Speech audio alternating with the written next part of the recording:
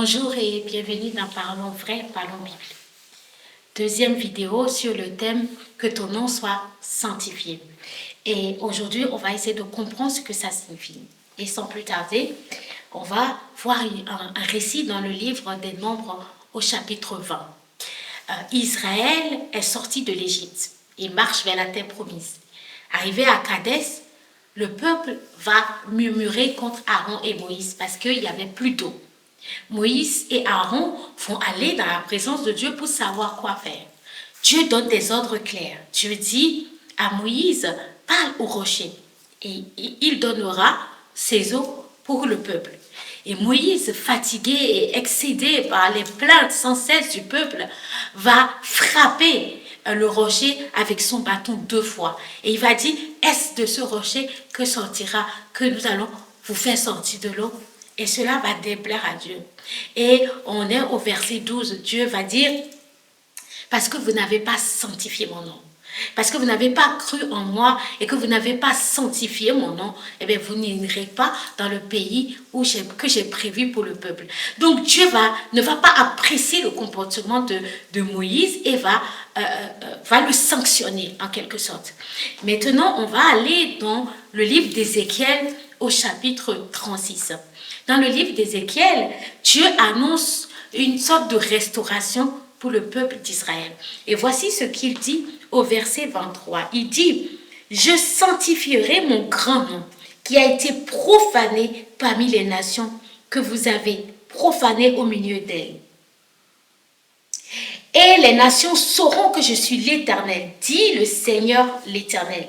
Quand je serai sanctifié par vous, sous leurs yeux. » Donc, Dieu dit, Israël a péché contre moi, je les ai dispersés parmi les nations. Mais quand ils étaient parmi les nations, ils se sont mal comportés.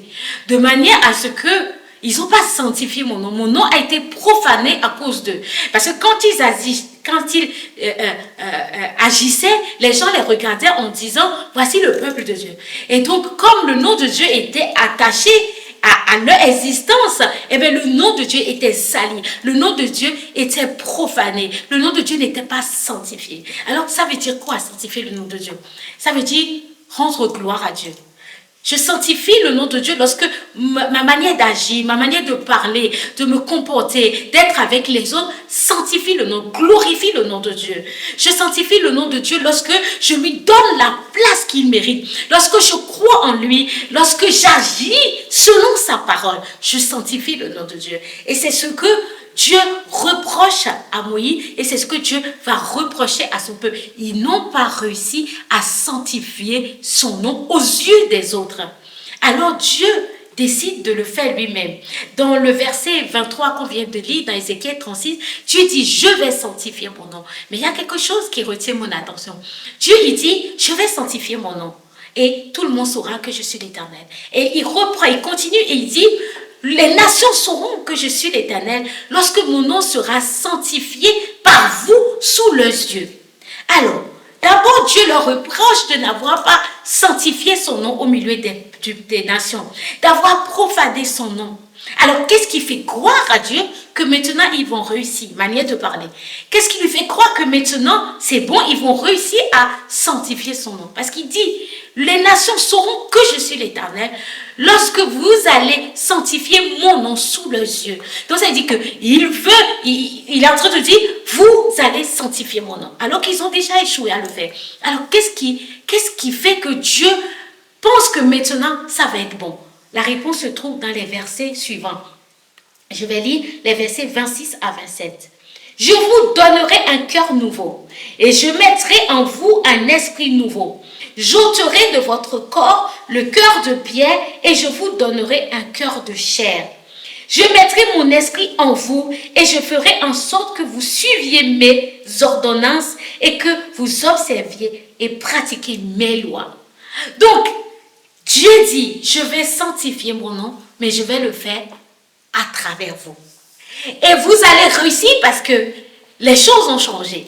La loi n'est plus gravée sur une pierre, mais je la grave au-dedans de vous, dans votre cœur. Les choses changent parce que maintenant, j'enlève votre cœur de pierre et je vous donne un cœur de chair. Les choses vont changer parce que je mets mon esprit au-dedans de vous. Je vous donne un esprit nouveau. Ça veut dire quoi pour toi et pour moi?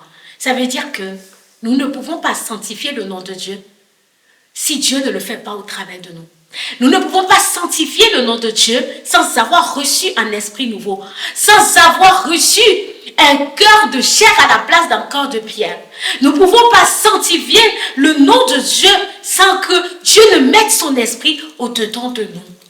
Autrement dit, tu ne peux pas sanctifier le nom de Dieu si tu n'es pas né de nouveau, si tu n'es pas transformé à l'intérieur. Nous sommes appelés à sanctifier le nom de Dieu aux yeux de ceux qui nous regardent.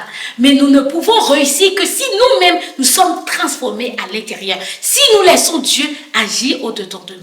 Ce que Dieu dit dans Ézéchiel 36, au verset 26 et 27, c'est la nouvelle naissance que Dieu est en train d'annoncer. Si tu veux comprendre vraiment qu'est-ce que c'est que la nouvelle naissance, reste connecté et que le nom de Dieu soit sanctifié dans ta vie. Amen.